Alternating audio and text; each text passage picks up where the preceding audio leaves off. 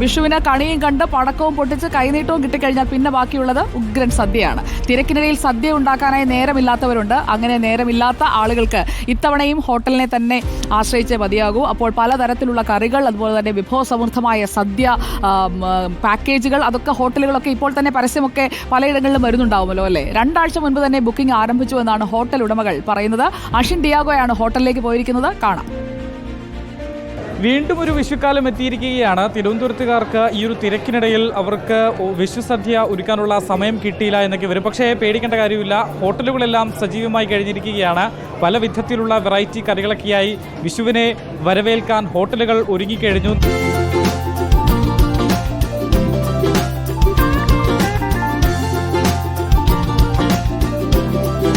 തിരുവനന്തപുരത്ത് സദാസമയം സദ്യ കിട്ടുന്ന ഒരു കടയിലാണ് ഞാനുള്ളത്. മദേഴ്സ് വെജ് പ്ലാസയാണ്. ഈ കടയുടെ ഉടമസ്ഥൻ കൂടിയായിട്ടുള്ള സനലേട്ടറാണ് നമുക്കിപ്പോൾ ഉള്ളത്. ചേട്ടാ, വിഷുവിങ് എത്തി, തിരക്കൊക്കെ തുടങ്ങിയോ? ഹെവി തിരക്ക് ആയിട്ടുണ്ട്. കണ്ടമാനം ബുക്കിംഗ് നടന്നിട്ടുണ്ട്. എത്ര ദിവസമായി ബുക്കിംഗ് ഒക്കെ തുടങ്ങിയിട്ട്? 15 ദിവസമായി. ഈ 15 ദിവസം കൊണ്ട് ഓടിയെത്താൻ പറ്റുമോ നമുക്ക്?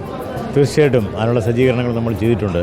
കഴിഞ്ഞ 16 വർഷമായിട്ട് നമ്മൾ വിഷു കൊടുക്കുകയില്ലേ, അപ്പോൾ ആ ഒരു എക്സ്പീരിയൻസ് ഉണ്ട്. ഇത്തവണ എന്തെങ്കിലും സ്പെഷ്യലുണ്ടോ തിരുവനന്തപുരത്തുകാർക്ക്? ഒരു പായസം കൂടെ എക്സ്ട്രാ വരുന്നു. സാധാരണ 4 പായസമുണ്ട്, ഒരു പായസം കൂടെ എക്സ്ട്രാ ഉണ്ട്. ഇപ്പോൾ കഴിഞ്ഞ വിഷുവിന് ഇല്ലാത്ത ഒരു 100 സീറ്റ് കൂടെ ഇപ്പം അഡീഷണൽ ആയിട്ട്.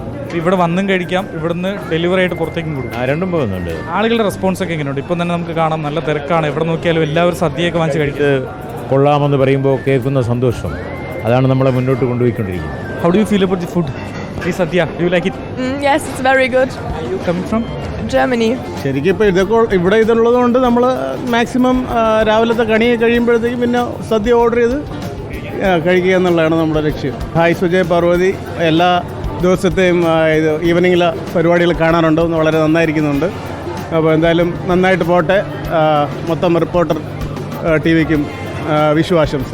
വിഷുവിനെ വരവേൽക്കാൻ തിരുവനന്തപുരത്തുകാർ ഒരുങ്ങിക്കഴിഞ്ഞു. കേരളം മൊത്തം ഒരുങ്ങിക്കഴിഞ്ഞു എന്നുള്ളതാണ് വിഷുവിന് ഏറ്റവും പ്രധാനപ്പെട്ട കണി. കഴിഞ്ഞാൽ ഏറ്റവും പ്രധാനപ്പെട്ടതിൽ ഒന്നാണ് സദ്യ. സദ്യയ്ക്ക് വേണ്ടി ഈ ഇൻസ്റ്റൻറ്റ് സദ്യ വരെ റെഡിയാക്കി നമ്മൾ കാത്തിരിക്കുകയാണ്.